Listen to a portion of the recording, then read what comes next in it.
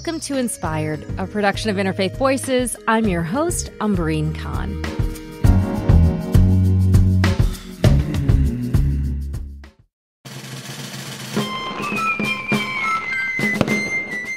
When I was a little girl, the 4th of July was one of my absolute favorite holidays. My whole family would get excited. There were fireworks, flags all across the neighborhood, sparklers, my favorite, and barbecues. I would put on my brownie uniform and march in our neighborhood parade in Portage, Michigan, feeling fully and completely American. Although on some level, I knew I wasn't a citizen at the time. I was convinced that by participating and being part of the community in the culture, well, that it was the same. For years, I embraced the belief, what science journalist Shankar Vedantam would call a useful delusion. This is the title of his new book, Useful Delusions, The Power and Paradox of the Self-Deceiving Brain. And one of these useful delusions he holds is religion. But unlike Richard Dawkins, whose best-selling book, The God Delusion, wanted us to abandon religion as an outdated lie, Shankar Vedantam sees belief as something bigger than ourselves, is useful to keeping us alive. He writes, if self-deception is functional, then it will endure, regardless of all the bestsellers that criticize it. As science journalists go, Vedantam is a rock star. His very popular radio program, The Hidden Brain, is carried on over 250 public radio stations and is one of the most popular podcasts in the world. Shankar Vedantam, welcome to Inspired. Thank you so much for having me, Umbreen. I'm really delighted to be here. What and how do you define a delusion? So very simply, I think of a delusion as being something that is an invention of the human mind. So something that exists primarily in the human mind, is produced by the human mind, is what I call a delusion, as opposed to something that is actually out there that the human mind is merely perceiving. There are very serious mental illnesses like schizophrenia or bipolar disorder that can produce, people being literally detached from reality. They're hearing voices, they're seeing things. These are very serious disorders, and I don't mean for a second that my book is speaking about delusions at the level of psychosis, at the level of psychiatric illness. I'm speaking about what happens to all of us on a routine level. They are delusions that are designed in some ways to get us to behave in a certain fashion. This is what I call a useful delusion. So our brains in some ways are designed to misperceive reality or to add layers on top of reality in order to guide us to certain conclusions that at least in our evolutionary past have proven functional for our ancestors. What drew you to this subject? I'm struck because you are essentially making the argument for, believing the lies we tell ourselves. I have to say, Umbreen, that this is a book that I did not expect that I would write. And if you had, known me 5 years ago, 10 years ago, you would not have guessed that I would have written a book like this. Because I think of myself as being a card-carrying rationalist. I'm a logical person. I'm a deep believer in science. I've been a science journalist for almost all my life. And so to write a book that basically calls into question the efficacy of logic and reason is sort of a surprising thing for me. And the genesis for it really was a number of things that happened over the years, but mostly it was following the science and the logic and the research papers that started to come out over the last 20 or 30 years that have painted a picture that shows that in many cases, logic and reason are often not the best ways to accomplish the goals of logic and reason. So even if you want a world that's governed by science and governed by facts and governed by rationality, it's important to understand the terrain, the emotional terrain on which conversations unfold, and to sort of think about the role of self-deception in our daily lives. That's a really provocative idea for those who embrace and who think of themselves as quote unquote enlightened followers of reason and rationality, and who reject often traditions that can feel mired in superstition, to come to that realization that logic, reason, and I'm going to throw another word in there, just throwing facts and data out at people is not necessarily the most effective way to move forward That's right. I mean, at the heart of my book, I think it's an argument about which is more important. Is it important to be right, or is it important to be effective? And this argument sort of shows up in lots of different domains, but I think that's at the core of the book. The reason we have brains is that our brains are designed to help us adapt to the world and to survive, to pass on our genes to the next generation. So the brain has a very functional purpose to it. And it turns out that if seeing reality accurately is functional, then our brains are perfectly willing and able to see reality accurately. But it turns out that if being functional, if getting to adaptation and survival is better accomplished by not seeing reality accurately, it turns out our brains are equally well designed not to perceive reality accurately, because our brains fundamentally are not in the truth business.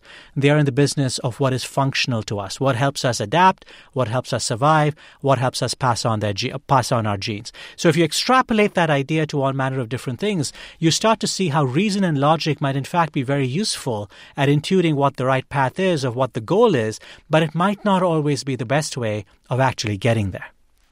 Well, it begs this question when you say the distinction between the right path versus the effective path. The effective path makes me wonder, effective for what end? Yeah, that's right. I think in many ways that you could define the ends in different ways. But at a very simple level, let's assume that you have, let's take two simple examples. The canonical example of what I call a useful delusion is a relationship between parents and children. When my own daughter was born 15 years ago, I not only had the sense that she was the most special child in the world, I had the sense that she was the most special child in the history of the world, that there had been no greater miracle than the miracle that had unfolded, before my eyes that day at the hospital. Now, when I stepped back and thought about it, I said, of course, this can't be true. Millions of parents cannot be simultaneously correct that their children are the most special children in the world. Logically, that's impossible. But when you think about it a little more, you understand that this is a perfectly useful delusion to have, because I quickly realized upon becoming a new parent that parenting is really hard. It's time-consuming, it's difficult, it's frustrating, you're often sleep-deprived, it's exhausting. And it turns out the delusions that parents have about their children buffers them against the body blows that parenting lands on them. And in fact, all of us come from a long line of ancestors where parents had delusional beliefs about their children and therefore invested the time and effort to raise children properly. So what's effective here is ensuring the survival of the next generation. You can also think of effectiveness in an interpersonal level in all kinds of ways. So it doesn't have to be at this larger levels of genes and evolution. In our personal lives, for example, it turns out that when we believe that in our romantic lives that we are with people, we are with partners who are more good-looking or more intelligent or more beautiful or more empathetic or more kind than they really are, we often feel like we are in happier relationships. We are happier to be in those relationships. We are likely to be in more stable relationships. So the delusional beliefs that we have about our partners play a functional role in allowing us to be happy with those partners and in keeping us in those relationships. So again, when you ask who decides what's effective, effectiveness can be decided by the individual, it can be decided by the genes, it can be decided by a collective group. Your story about the way you view your daughter, it makes me wonder if our delusions or our ideas that may in fact be delusional evolve themselves. I mean, if they come from an evolutionary place, in the various constructs that you identify in the book, like our relationships in family, our relationships in community, our relationships in religious community. How did you, as you were doing this research, did you see delusions themselves evolve? That's a great question. I think you're absolutely right, which is that the delusions that we have are likely to change and are influenced not just by our genes, but influenced by our cultures and what our cultures and the cultural norms around us prescribe for us. So the genes inside our bodies are certainly a driver of our behavior, but so are the norms of the people around us, and so are our individual personalities. And so there are lots of drivers of these norms, and there are lots of sources in some ways of delusional behavior. The fundamental point that I think I'm I'm trying to make in the book is that, many, many books and articles have been written about the dangers of self-deception and delusion. And understandably so, and rightly so, because any of us can look at our lives or the lives of people in our communities or nations and see how terrible delusions can be and how dangerous self-deceptions can be, that they can lead people and groups and nations to ruin. The contribution that I'm trying to make here is that in many ways we have overlooked the potential benefits of self-deception. I'm not necessarily making the argument that all delusions are good or that all evolutions of delusions are good, but I am making the case that in many domains of our lives, we're often overlooking the fact that self-deception might actually play a functional role. In your book, you have an entire chapter dedicated to religion and the association with religious identities. And you look specifically at some of the rituals that bind communities together. I want to ask you about that. What made you kind of feel the need to, frankly, include, that particular focus? And then the second, why only one chapter, Shankar? Why only one chapter? Yeah, as I was thinking about some of the ideas for the book, there were a number of books that came out in the last 10 years, many of them written by scientists and other people who sometimes describe themselves as the new atheists. Christopher Hitchens, Richard Dawkins. The God Delusion by Richard Dawkins was in some ways one of the reasons I chose the term delusion for the title of my book. So as opposed to the God Delusion, Useful Delusions makes the case that even if religious beliefs are based on theories or ideas or stories that might not be factually verifiable, they might still provide value to our lives. I think what I'm fascinated by is the sense that I think many of the new atheists make the argument that if you can falsify the claims that religious people make, if you can falsify the stories that are in religious texts, that must mean that religion has no value whatsoever. It must mean that religion is useless, that it's worthless, or even at the extreme, that it's actually dangerous and should be fought, that it's a delusion, that it should be destroyed. I think this is a fundamentally flawed way of thinking about religion. And it's a fundamentally flawed way for all kinds of different reasons. And let me give you two. The first is, I think in our lives, there are all manner of stories that might not be verifiable, but that in fact have powerful effects on our lives. All of us have had the experience of reading a great novel or watching a great movie, and you close the book or you emerge from the movie theater and there are tears running down your face because you've been so moved by the story.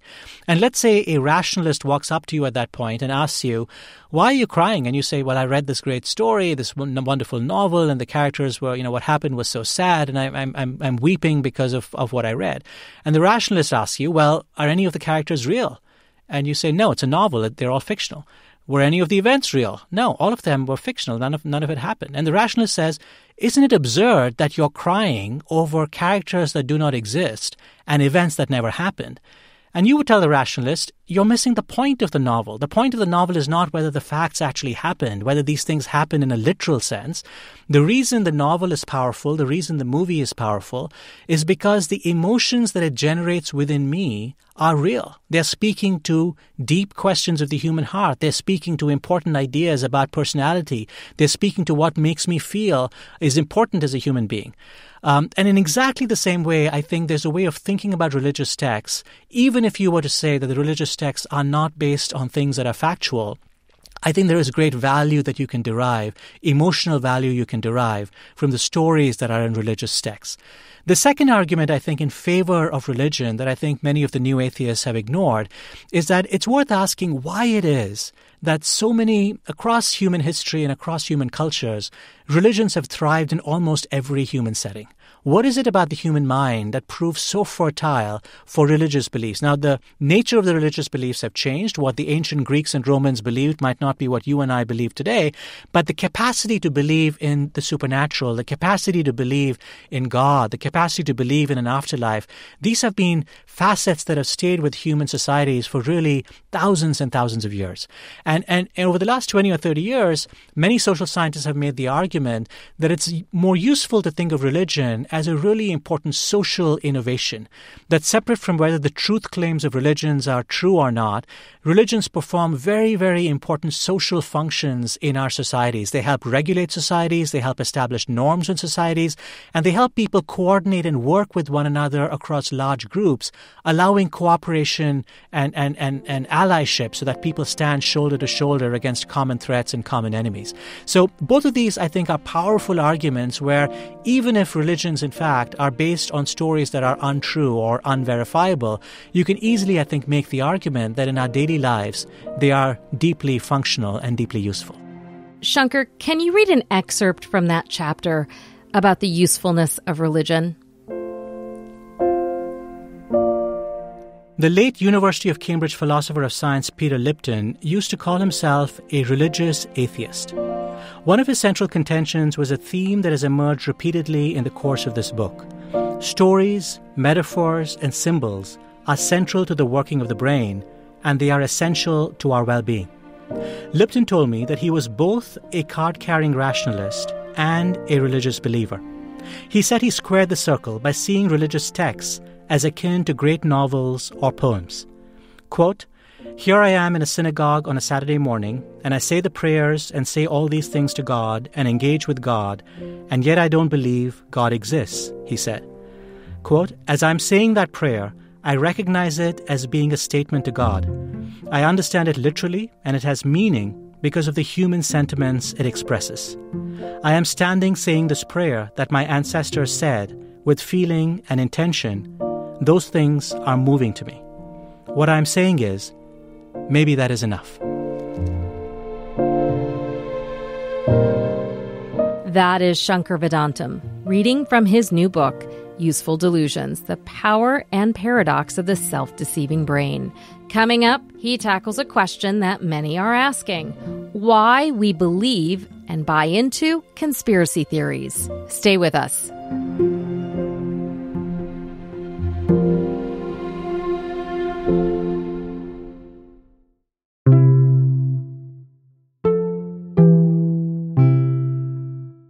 Hi, friends. I hope you're enjoying the show so far.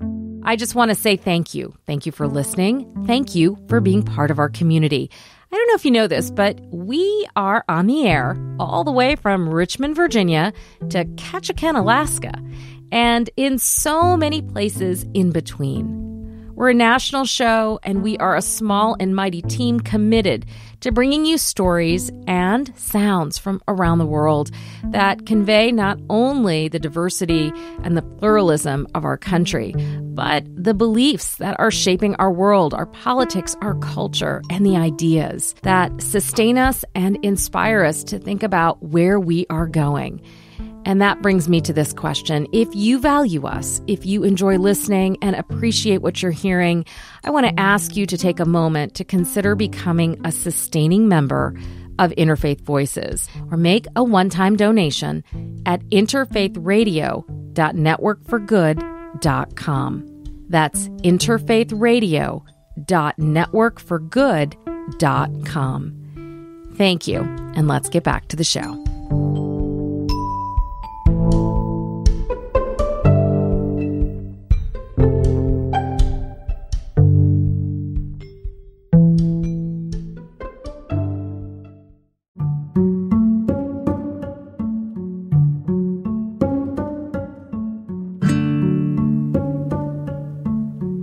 This is Inspired, a production of Interfaith Voices. I'm Umbreen Khan. This week, my guest, Shankar Vedantam, host of the radio show and popular podcast, Hidden Brain. We've been discussing his new book, Useful Delusions, The Power and Paradox of the Self-Deceiving Brain. In it, Vedantam explores the lies, big and small, that help us get through life. Let's get back to the conversation.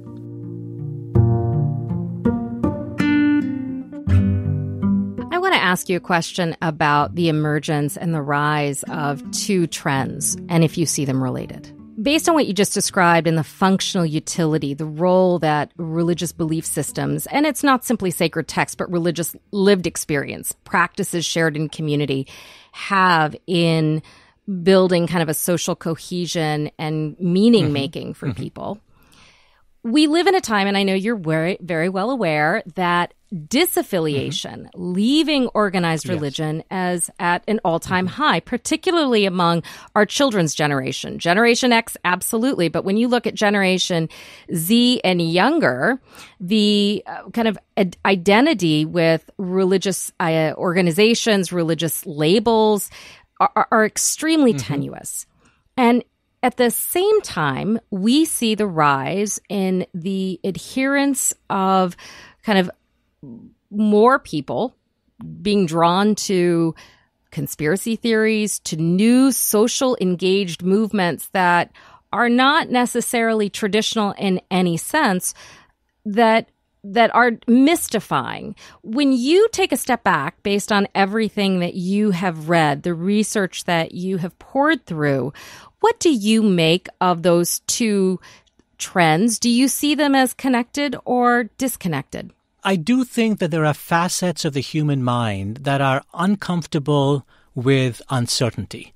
The human mind craves explanations for the things that we see. It craves pattern. It craves meaning. In the absence of meaning, in the absence of being able to understand why we're experiencing what we're experiencing, suffering becomes significantly worse. And this is an old idea that it's been explored by many people who've been through traumatic events. If you understand the why of what you're going through, it makes what you're going through significantly easier to bear. So if you think the universe has no meaning, it has no purpose, that suffering is random, that it happens in a meaningless way, I suspect you're more likely to experience greater suffering. Because the human mind in some ways is designed to find meaninglessness aversive.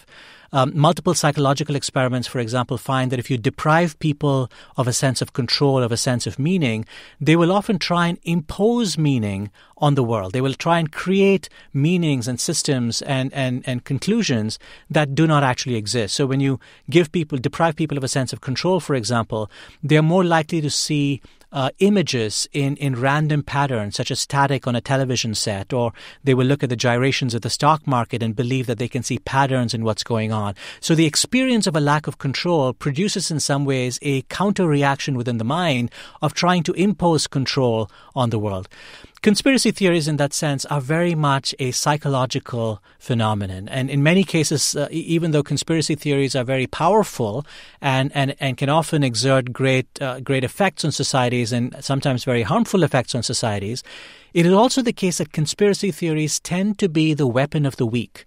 So who is the person who is likely to see, a small cabal of people controlling everything, driving everything, shaping everything? It tends to be the people who in some ways don't feel a lot of control in their own lives, who feel like their own lives are unpredictable or chaotic. They are likely to be the ones drawn to a story that basically has a simple story of villains and heroes.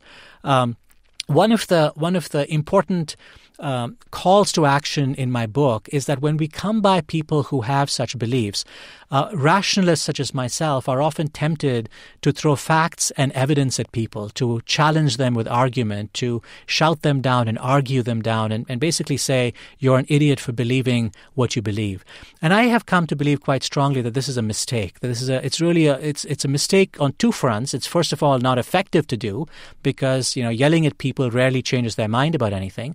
And second of all, it's really important, I think, to understand the psychological purposes that conspiracy theories serve. As you're describing it, it makes me think of the chapter in your book about nationalism and about the kind of ideas that we have about what binds us together. And this notion of polarized communities and the inability to talk to someone who holds a different political view or who views the future differently. You make a lot of appeals for empathy. Do you see empathy breaking through? I think, when people actually try empathy and actually exercise empathy, they're often surprised to see how well it works. And very often I think television and social media are not very good places to litigate the differences that people have between them. I think when ordinary people sit down, and especially when they break bread together, when their children go to the same schools or their children are playing a soccer game together, you're sitting down and seeing that you share something in common with this other person, then your identity as as a Republican and your identity as a Democrat or whatever other, divide we're talking about, those divisions still exist, but those divisions now fall into a larger context. You're basically saying we're both parents. We're both parents of children who play soccer, or we're both, people who enjoy music, or we're both people who enjoy sports. And you're seeing your disagreements in the context of a larger frame. And I think this is what happens when we have friendships, right? You don't agree with your friend on everything, but you don't come to blows with your friend on issues on which you disagree. And why is that? The reason is that you have this larger context where you're basically starting from a position of empathy. I know it sort of sounds sort of very soft. It doesn't sound like it's sort of a hard-edged solution to basically say be empathetic, be compassionate. But again, look to your own life and ask yourself, how many times have you changed your mind on something because someone yelled at you? And how many times were you willing to at least consider the other side when the other side came to you with an extended hand, with an olive branch, with empathy and compassion? We talk often about echo chambers in media, but we live as a people oftentimes in pretty strong silos where we're not interacting and engaging with people who are different from us. I think that's true. And I think, this is a huge issue, I think, not just in the United States, but around the world, right? You would think that if anything would unite a country together and basically allow people to step beyond their political and partisan divisions, it would be a global pandemic that has caused such terrible harm in our country and around the world.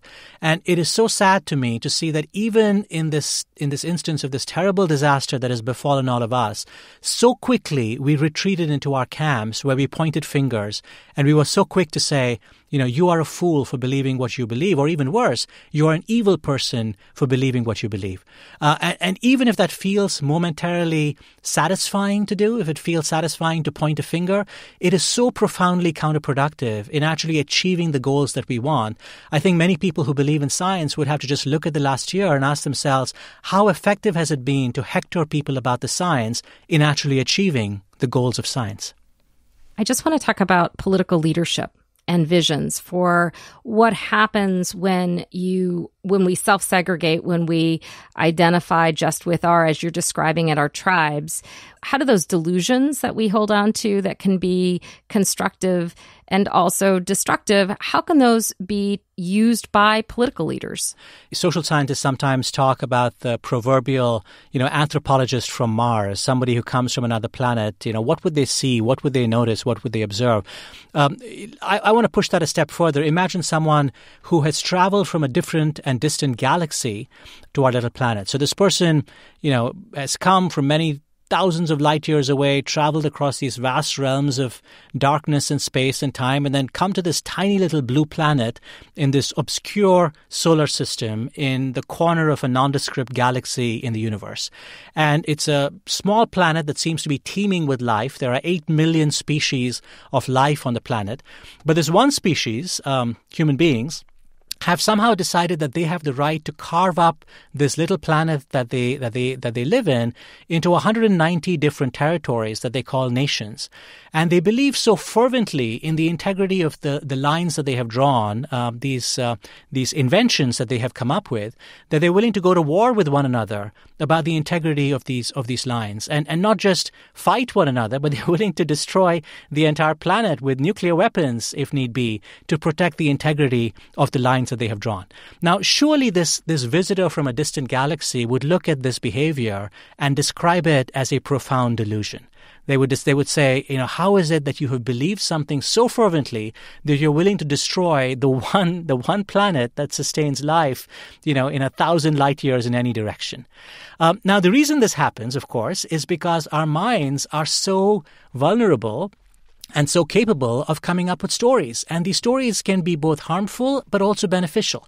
So the stories we tell about the nation state are potentially quite beneficial. So, for example, let's say there's a natural disaster in California. Somebody in New York might well say, what do I have in common with this person in California? We're not related. We've never met each other. We're never going to meet each other.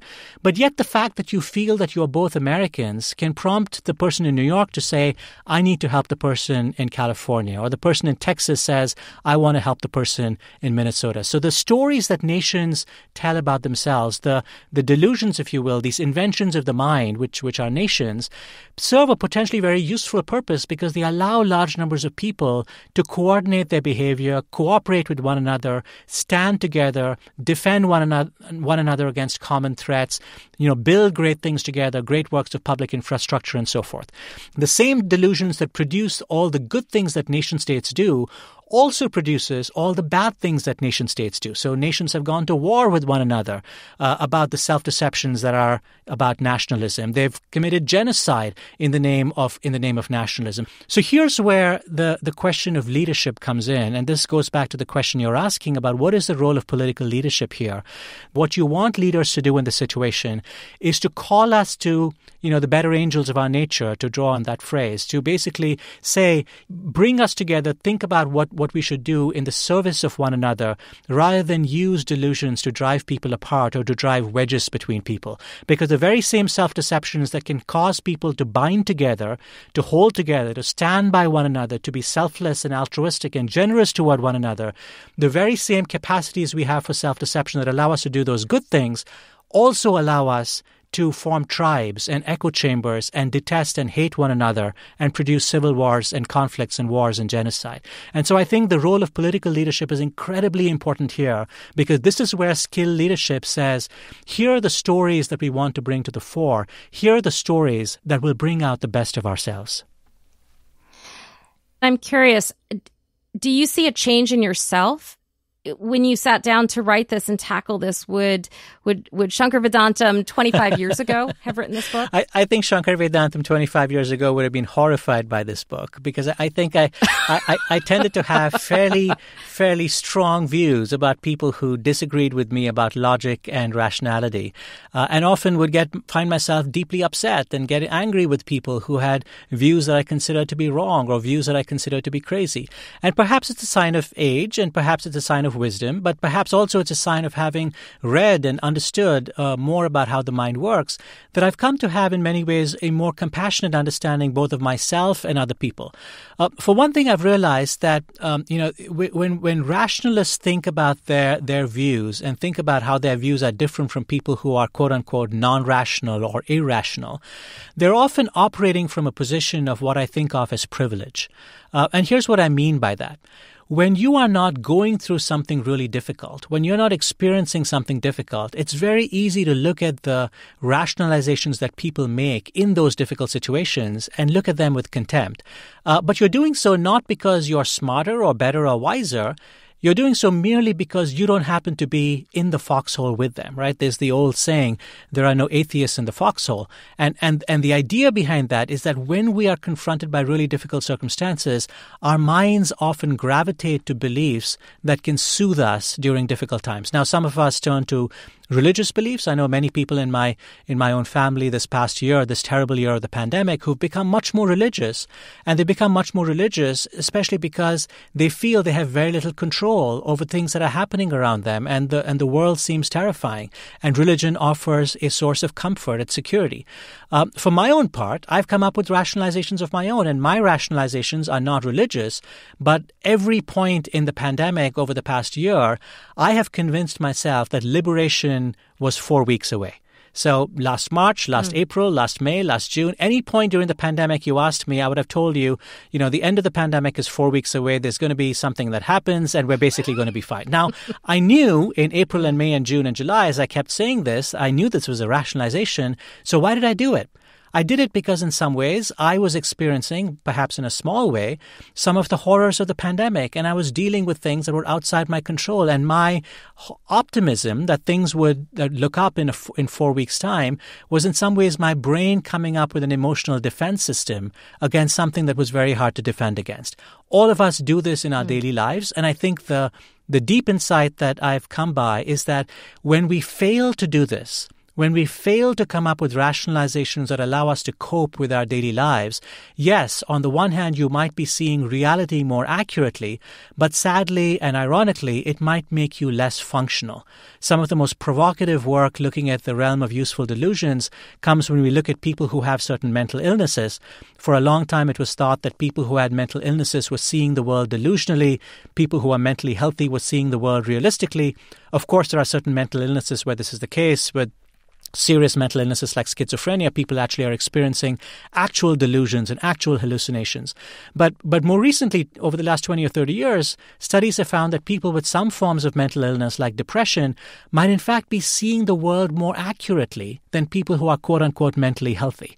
That mental illness, that depression might not be seeing the world delusionally. It might mean seeing the world as it is, and that might be deeply depressing. And being mentally healthy might mean looking at the world through rose-tinted glasses. It might mean sort of reaching for optimistic delusions. Shankar Vedantam, thank you so much for joining.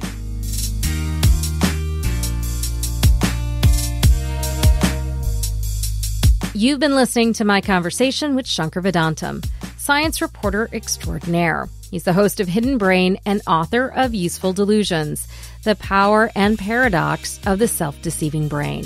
Coming up, we explore the latest poll data about what Americans believe and don't believe about the 2020 elections and what it means. Stay with us. You're listening to Inspired, a production of Interfaith Voices.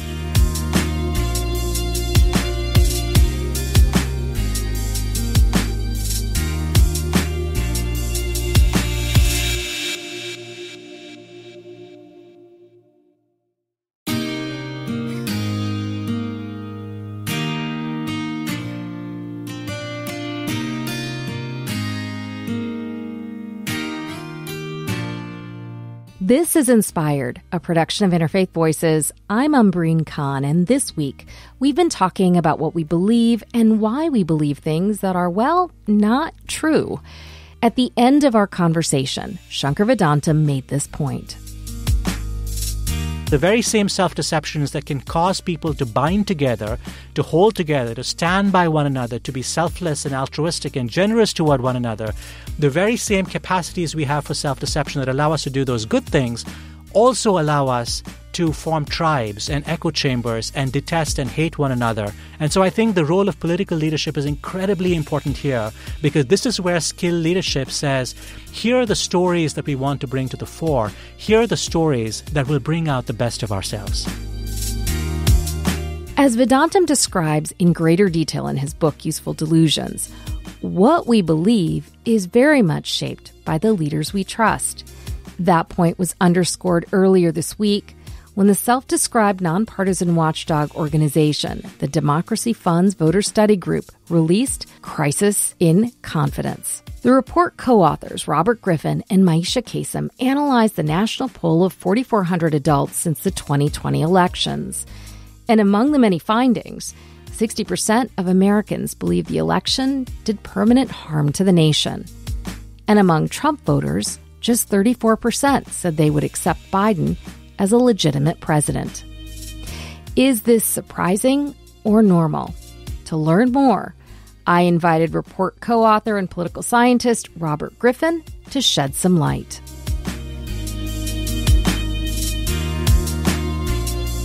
Robert, welcome to Inspired, a production of Interfaith Voices. Thanks for having me. It's a pleasure to be here. And Robert, before we get started, tell our listeners where you are in the world, what organization you represent, and what you do for them. Sure. So I am the research director for the Democracy Fund Voter Study Group. And the short version about us is that we're a group of scholars, analysts, pollsters who are trying to better understand the American electorate. So we do public opinion survey work. We try to engage, I think, with some of the biggest narratives about what's going on with the American public and try to shed light on those things so that people just have a sort of a shared reality to work from. Can I ask you to talk a little bit about that survey research and what were some of the key findings? One of the things that we saw that's completely normal is that there are people who supported a losing candidate and people who supported a winning candidate. And we see their opinions diverge after the election about whether or not that election was conducted fairly and accurately. So the idea that people are sort of sour grapes, right, to put it one way, after election is not really that strange. The oddity of what we are going through now is, I think, twofold. One is the intensity with which those opinions are held, right? So that we're seeing much higher levels post-election than we did in prior elections. I think the second piece of it that's really important here, and it goes beyond public opinion, but that whatever these negative attitudes that the public has, they are being reinforced, if not actively stoked, by a political elites. In this case, the former President of the United States, Donald Trump, significant portions of the Republican Party, as well as members of the conservative media. It's not just that these attitudes existed, it's that now they're being supported at this high level. Because typically what happens is people have these negative emotions post-election. And what do you have? You have a concession speech. You have a process in which the loser of that election, the party and the candidate themselves, make the motions that they sort of behave in conciliatory ways, both in terms of their actions as well as sort of their words. And that helps close the wounds after an election, right? Because every one of these elections creates animosity to a certain degree. People don't like losing. But really, again, what's happening here that's different is not some radical change necessarily in the public, but it's a difference of leadership. When you talk about the concession speech as a signaling to your supporters that we can accept the authenticity of the election and move forward, it's also reinforcing in an implicit way the system. That's what I hear you saying. It reinforces that the system, the democratic processes itself work. That didn't happen this year. No, it didn't. It helps people to narrativize their own lives and the events that are happening around them. To have a sitting president at that point, obviously now a former president, so actively violate those things, and not just sort of in the immediate aftermath of the election, but now 8 months out, continuing to spread lies about this election. We don't have a lot of precedent for people doing this. And so we're a little bit in uncharted territory here. But at least so far, what we're seeing is 8 months out, a lot of the polling numbers that you would ask people, do you think, for example, is Joe Biden a legitimate president? We're still seeing really high numbers of Republicans say no, right? That he only won because of fraud, that he's in fact an illegitimate president. And that's kind of a really worrying sign, I think, again, for American democracy. The thing that I worry about in some ways myself, too, is I think a lot of people have in their heads that January 6th was the zenith. I hope it's the zenith. I hope that's as bad as it ever gets. But there's obviously room for it to get a lot worse, to be frank about it. When you talk about January 6th as a quote unquote zenith for one group, which group are you talking about? Are you talking about those who see the threat to democracy or those who saw the threat to the elections? What does January 6th represent to the two different groups that you have looked at? I think on the one end of things, you have people who would be very concerned about the events of January 6th. And that actually includes a pretty good chunk of American society, both Democrats and Republicans, right? Okay, well, is that the worst as it gets, right? Do we have examples in other countries? Do we have examples of democratic decline elsewhere? What do those look like? Is January 6th as bad as it gets once we start referencing those data points? And the reality there is that January 6th is not as bad as it could get, as bad as it was. January 6th might well be sort of like the kickoff point for an era of instability, or an era where now elections are going to be contested. That's not written in stone, right? But I think, having a democracy that's a bit more stable, where people have more trust in the system, it's an act of will. It's something that all of us sort of have to build together. At the beginning of your report, you say free and fair elections are the lifeblood of democracy. What are the signs for you that we are in need of a transfusion? And when are the signs that we are in cardiac arrest? Some of them are already happening. You've got political parties that instead of trying to win elections are trying to change the rules. That's typically a bad sign. It's already happening. I guess if it was happening at an even higher level or in more blatant ways, that would be bad. It would be a bad sign to me if the Democratic Party, frankly, were to pick up any of this fever itself. That is to say, if we were to have a future election that was legitimately lost by Democrats and they also sort of spiraled into a period of conspiracizing about this issue, that would be a very, very bad sign, because then we would have two parties who are both engaged in this type of behavior at a high level. So that would be a real big danger sign. Continued violence at significant levels that are, political in nature. This would be a pretty big warning sign to me. Another piece of the puzzle here is how much influence does Donald Trump continue to have on the Republican Party? The reality is that he's sort of patient zero in some ways for a lot of these conspiracies around the election. So to the degree that the Republican Party is not able to shake him off over the course of the next couple of years, it's a really bad sign for one of the two major political parties. Mm. As we speak, there are a number of bills being proposed in state legislatures that advocates describe as seeking to suppress voter turnout, especially among minorities and Democrats. What does your study tell us about the motivations behind these bills, who supports them, and why? I think on the one end, you probably do have some state legislators around the country, again, Republican state legislators who are trying to pass these bills that are, just talk about it in broad strokes, trying to make it harder to vote, and restrict access to the ballot. And some of these people are true believers. That is to say, they're hearing from the leader of their party and other portions of conservative media or other portions of the Republican Party that the 2020 was an election where there was a significant amount of fraud and that Joe Biden is an illegitimate president. And this all happened because of a bunch of loosey-goosey election laws. I think there is another group of folks who want to potentially be responsive to Republican electorates in their state that they see picking up these beliefs at a really high rate. And they do that for all sorts of reasons, sometimes to actually be responsive. Maybe they're ambitious for a higher office or something like that. They want to get in good with their constituencies. And I think there's yet a third thing, which is there is a relatively well-ingrained belief within the Republican Party that access to the ballot and higher turnout rates inherently favor Democratic candidates and the Democratic Party. Now, the evidence on that is actually pretty sparse. We just had the highest turnout election in about 100 years, and 40,000 votes flipped the other way would have resulted in a win for Donald Trump, right? That's how it would have played out in the Electoral College. So it's not inherently obvious to me. When you describe the demographics and you describe the alignment with the conservative Republican movement, when you say that, you're talking about the challenge of creating kind of a space for conversation to be able to interrogate some of the beliefs, interrogate some of the ideas in a way that's constructive. Am I reading or hearing you correctly, or am I missing something? No, I think you're right. Every political party is a big tent, right? We talk about big tents and small tents, but the reality is just about every party is a big tent. So at the very least, what you might hope to see there, that there is some emergent coalition that within the Republican Party itself that might stand opposed to the big lie, right? To the extent that we might hope there was some emergent coalition that might push back on this in a sustained manner. It's not 100% clear that it exists. You talked about the elites, the political elites. What about other elites like religious leaders?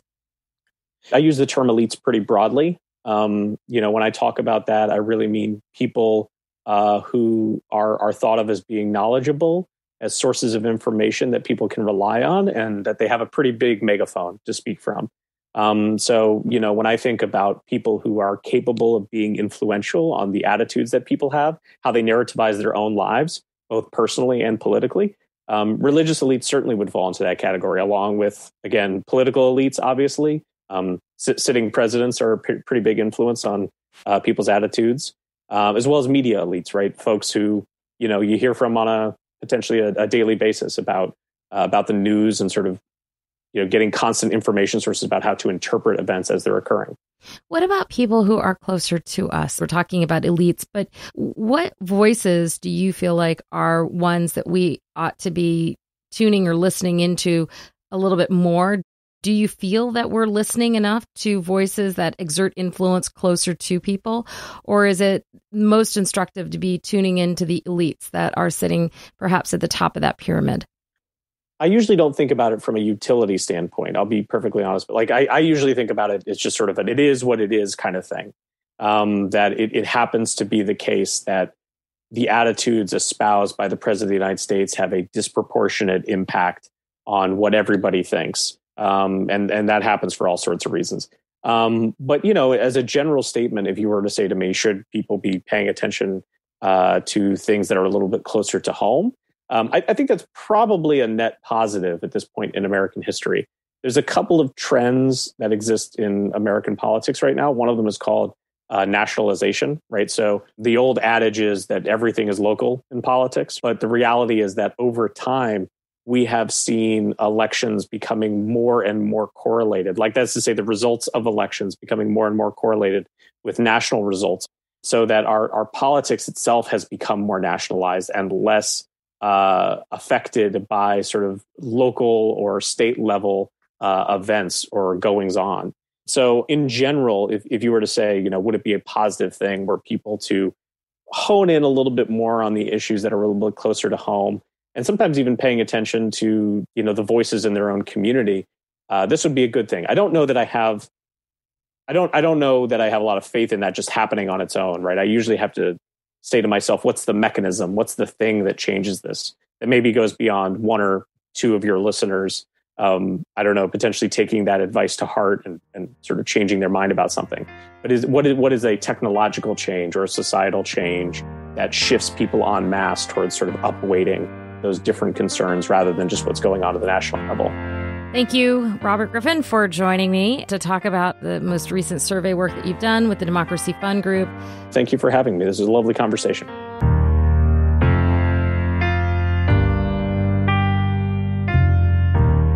Robert Griffin is the research director of the Democracy Fund's Voter Study Group.